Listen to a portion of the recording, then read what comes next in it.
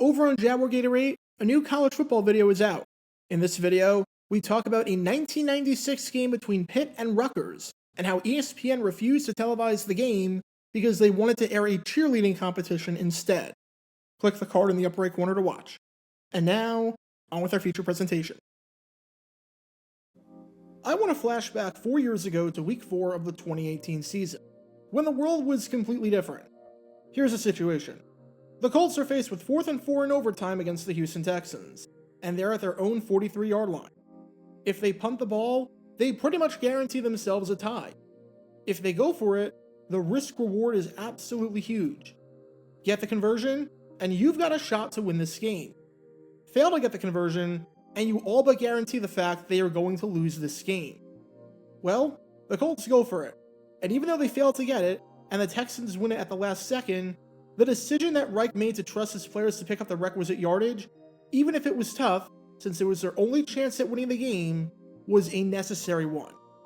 And even though it didn't work, Reich got applauded for having faith in his players and for playing for the win, even if the percentages might not have necessarily been on his side. He knew that going for it, as tough as it was a necessary evil, and he gained a ton of people's respect that day. What happened to that guy? Seriously, what the heck happened to that coach? Because 4 years later, he's almost unrecognizable, to the point where when Buster Poindexter was singing the song Hot Hot Hot back in the 80s, he was really just predicting what Frank Reich's seat would be feeling like at this stage. Because we need to talk about what the heck happened on Sunday against the Tennessee Titans, when Reich made what has to be, hands down, one of the dumbest decisions of the entire season, and is up there with one of the dumbest decisions I've ever seen a head coach make for the Colts. And that's saying a lot, because I've covered quite a few dumb decisions in Colts history on this channel before, one of which was from the 80s, which you can learn more about by clicking the card in the upper right corner. This decision was so bad, so puzzling, and so head-scratching that if the Colts lose on Thursday night to the Broncos, with a long week ahead, I genuinely don't think Reich has a job in the morning. Because the Frank Reich of 4 years ago is an embarrassing shell of himself today. For those who aren't watching this in the immediate aftermath of the game, here's a brief recap of how we got to this point. It's October 2nd, 2022. It's week 4 of the NFL season, and we have a big AFC South matchup on our hands between the Indianapolis Colts and the Tennessee Titans. This feels like a must-win game for the Colts in many ways, especially since this is their 3rd division game of the year, and they have yet to win one, which could be absolutely devastating down the stretch if they're fighting for the division lead and tiebreakers come into play. If the Colts win this game, somehow, they're in first place, because God knows nothing makes any sense this year. If the Colts lose this game, then they've got a legitimate claim for being the worst team in football through the eye test. And after the Titans jump out to an early 24-3 lead, with the Titans building nicely off the momentum they got last week from the win against the Raiders, the Colts look completely dead in the water. However, to Indy's credit, they're not going down without a fight. The Colts answer at the end of the first half with a 14-yard touchdown pass by Matt Ryan to Mo Alley-Cox to cut the deficit to 24-10, which isn't great, but it's definitely manageable.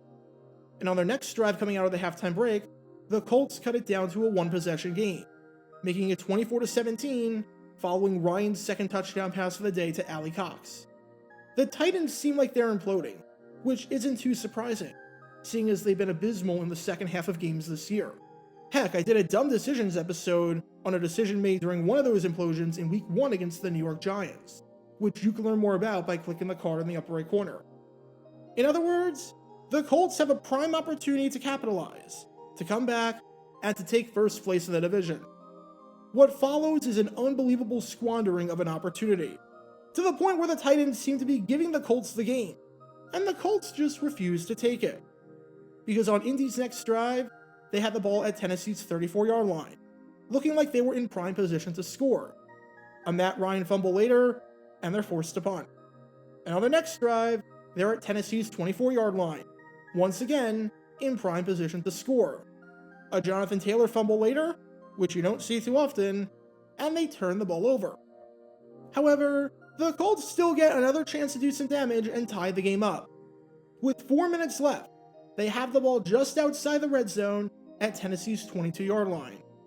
But like that one kid at school who sat at the table at the far side of the cafeteria all by himself because he was allergic to peanut butter, the Colts seem to be allergic to crossing the 20-yard line, because on their ensuing 3 plays, they pick up no yards, lose 3 yards, and then lose 8 yards on a sack. Now you're faced with 4th and 21.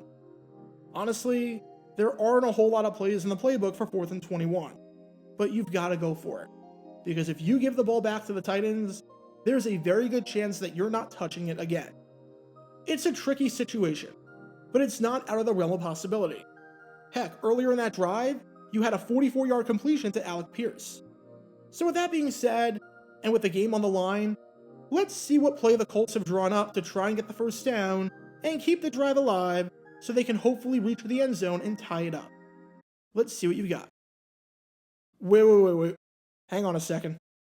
I'm sorry, this is the wrong file. I really need to fire my editor. And right after he had the audacity to ask for a raise, too. This clearly was a field goal attempt from earlier in the game. I mean, it has to be.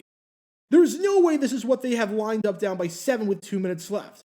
There's no possible way that this is the right video clip, and the right file, and the right— oh, come on!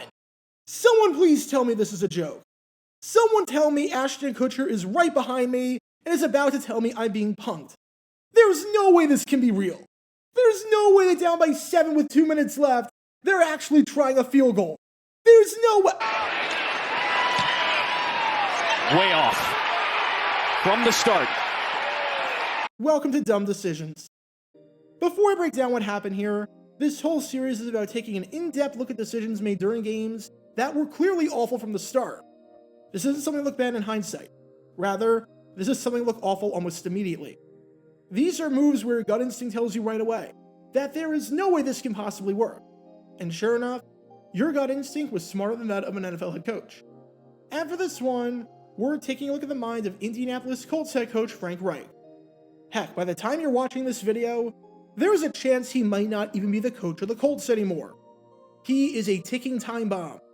His seat is hotter than the center of a volcano.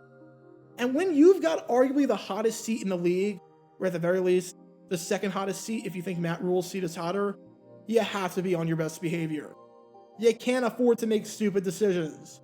But apparently, Frank Reich did not get the memo, because this is one of the dumbest decisions I've seen a coach make in quite some time. Even when Nathaniel Hackett made that awful decision in Week 1 against the Seahawks, if that decision worked, as unlikely as it was, the Broncos win the game. But this, even if Chase McLaughlin hits the field goal, you probably still don't win the game.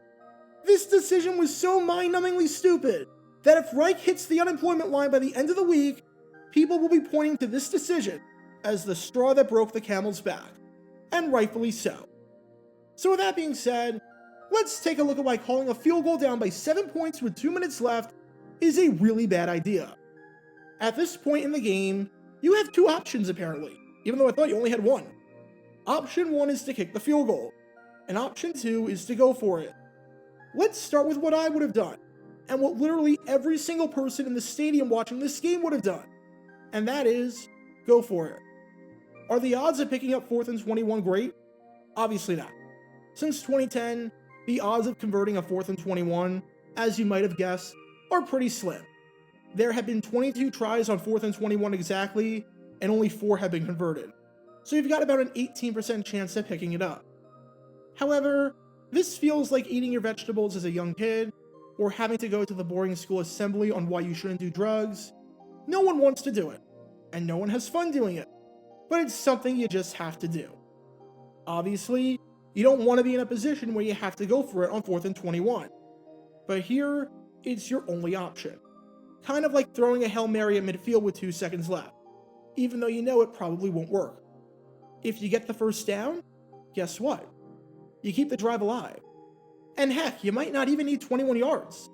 You could get the first down with a defensive holding, an illegal hands to the face, an illegal contact, a pass interference, or anything along those lines. Again, your odds aren't great, but if you do this, you get a shot at a touchdown.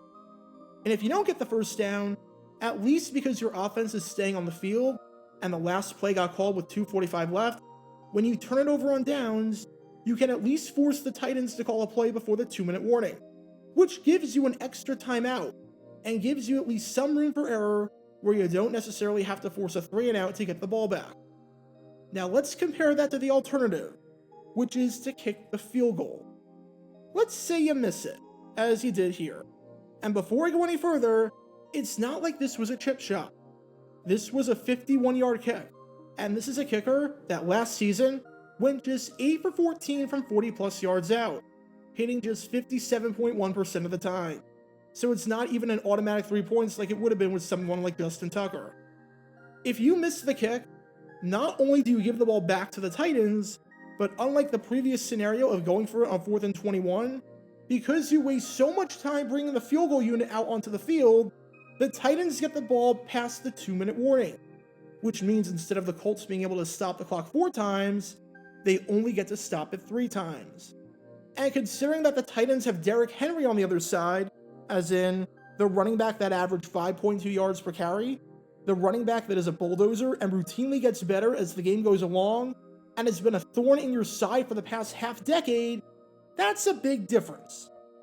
But let's say that McLaughlin makes this 51-yard kick, which only had about a 57% chance of being made to start with.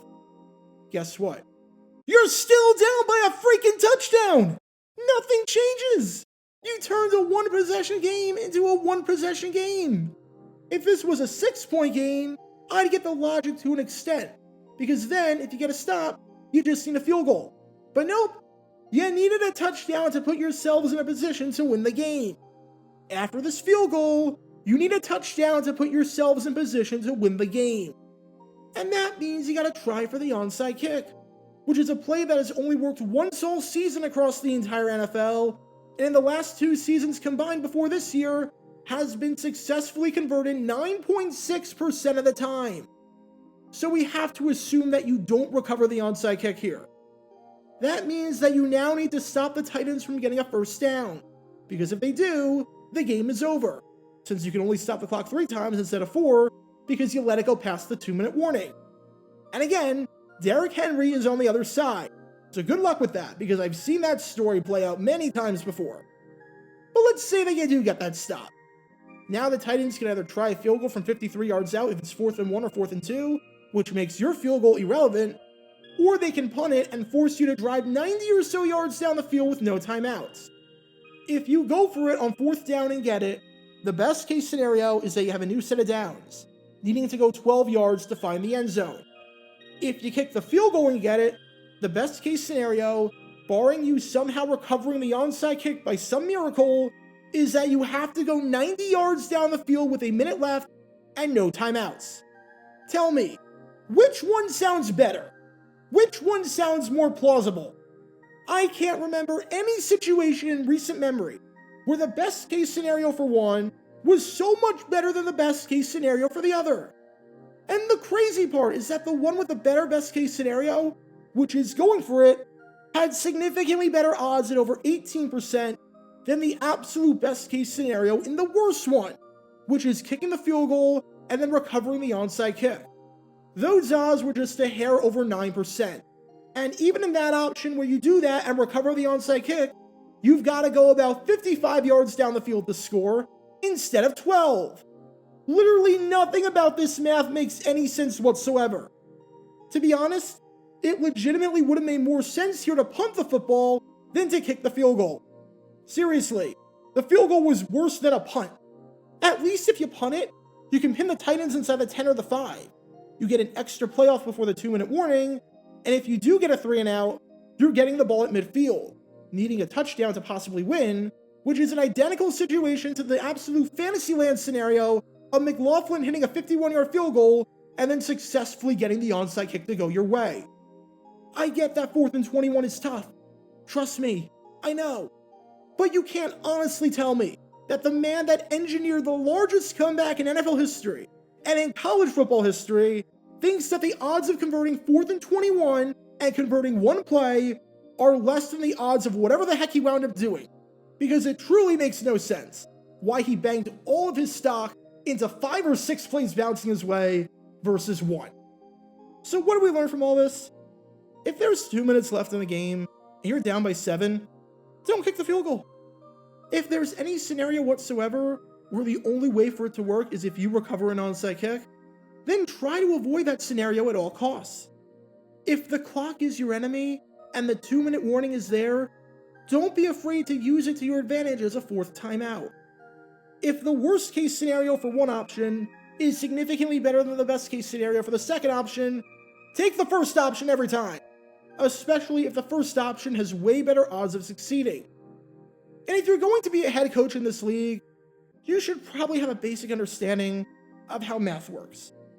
Because when all of these elements are in play, you can't exactly be surprised when this play backfires.